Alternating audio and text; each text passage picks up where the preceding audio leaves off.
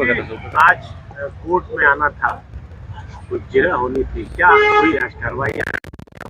वो आज की कार्रवाई हो गई, अब फिर अगली डेट 16 तारीख लगी। मतलब परसों। इस केस में जो गैंगस्टर का केस है, इसमें क्या हाई कोर्ट से कोई आदेश है जिसमें कि ये हर दूसरे तीसरे दिन डेट पड़ रही है?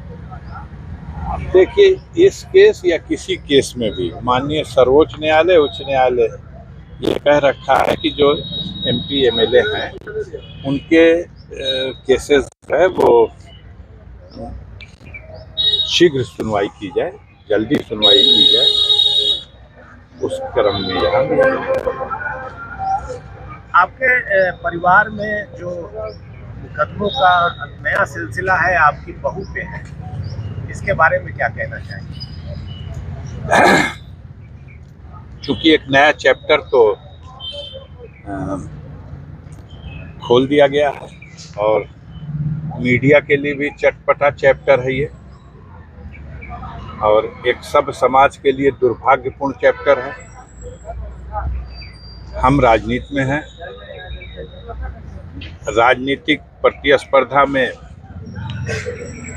हमारे विरुद्ध जो परास्त होने वाली ताकतें हैं वो आज सत्ता में हैं, तो हमारे विरुद्ध जो एक्शन है वो तो बात समझ में आती है। परिवार के सदस्यों में ऐसे लोग भी जिनसे कोई वास्ता सरोकार नहीं, उनको भी लपेटा जाता है। अब एक बहू को, एक महिला को, तो यह है समझ। एफआईआर की कॉपी आप लोगों को मिल पाई अभी तक? क्या है अब वो तो आप लोग अपलोड कर दिए तो कैसे है, उसमें तो मैंने कल बता दिया था कि आप खुद पढ़ेंगे तो आपको हास्यास्पद लगेगी।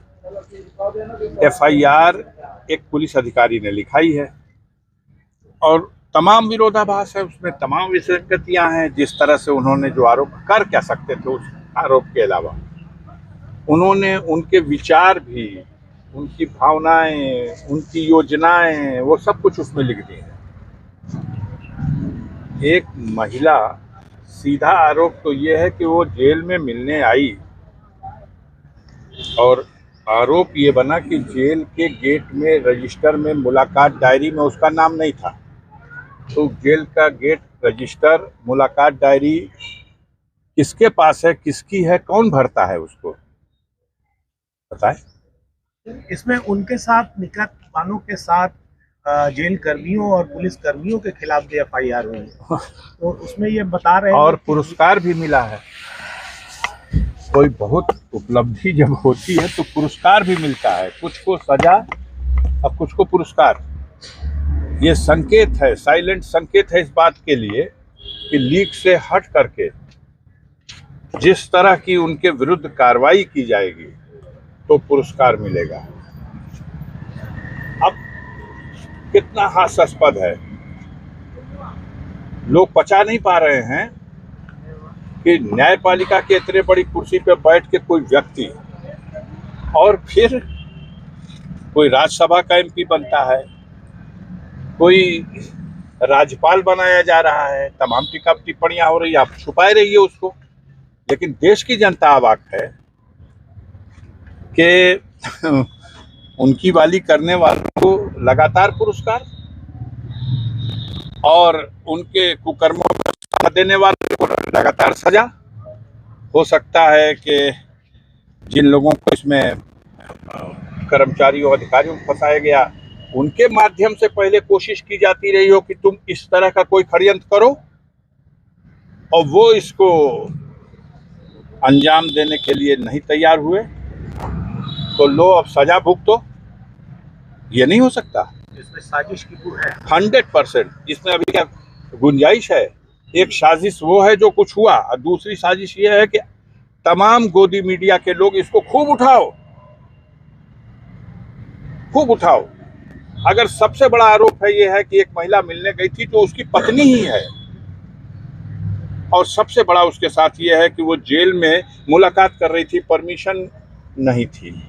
और फिर ये है कि उसके तलाशी में 2 मोबाइल मिला।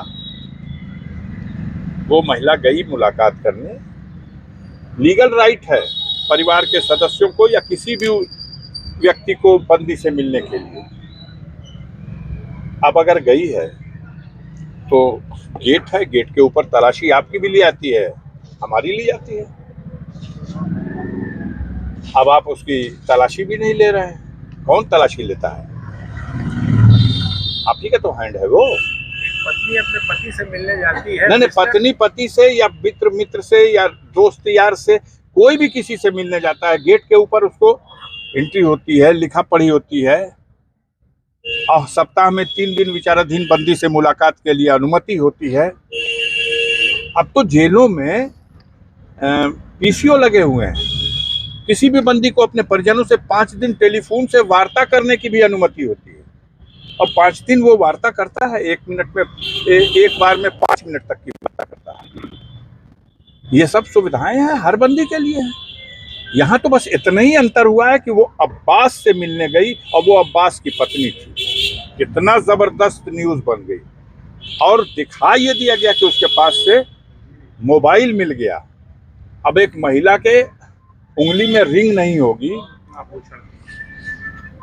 कैसा आभूषण, क्या है, कोई अपराध है आभूषण पहनना, कंगन पहनना, अंगूठी पहनना? रियाल मिला, 12 तो रियाल उसके पर्स में, वो भी पर्स जेल के अंदर नहीं था, जेल गेट के बाहर उसकी नौकरानी, उसके बच्चे को खिलाने वाली महिला, एक लड़की, वो बाहर बैठी है कुर्सी लगा करके, ड्राइवर गाड़ी में बैठा है, इंतजार कर रहा है अपनी मालकिन का। मालकिन अंदर मिलने गई है, और अधिकारियों का जब मूड बन गया तो बाहर से वो पर्स, लेडीज पर्स अंदर ले जाया गया। उस लड़की से पूछा गया कि ये किसका है, कौन है ये लड़का, तुम कौन हो? तो ये लड़का ये है, इसकी माँ मिलने गई है, ये उनका सामान है, ये गाड़ी किसकी है? तो ये उनकी गाड़ी है, तुम कौन हो? उसके ड्राइवर हैं, ड्राइवर साहब भी अंदर, पर्स भी अंदर। अपने राजनीतिक जीवन में इस तरह का घटनाक्रम आपने? मैं बस इतना जानता हूं कि माननीय सर्वोच्च न्यायालय ने जितनी भी धाराएं लगी हुई हैं, उन धाराओं में 7 साल से अधिक की कोई सजा नहीं है। और इसके संबंध में आप भी जानते हैं, यहाँ भी कचहरी में, हिंदुस्तान के किसी भी कोर्ट में अगर कोई जमानत मांगता है तो ऐसे आरोपी को जमानत देनी है, दे देनी चाहिए। इसके खिलाफ कोर्ट जा रहे हैं, और वो एक महिला है, उसमें आप तो छाप रहे हैं कि उसका 16 तारीख को सुनवाई लगी है।